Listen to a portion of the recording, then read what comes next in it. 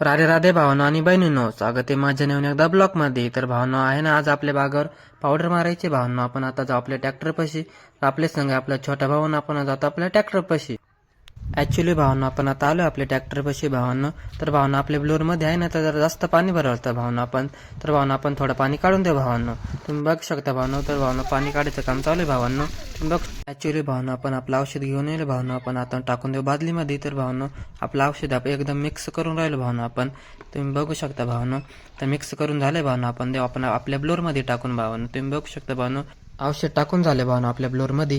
चला तर भावांनो आपण आपल्या जाऊ आता बागाकडे भावांनो. तुम्ही बघू शकता पण आपण आपल्या जाऊ आता बागाकडे भावांनो. चला तर मग.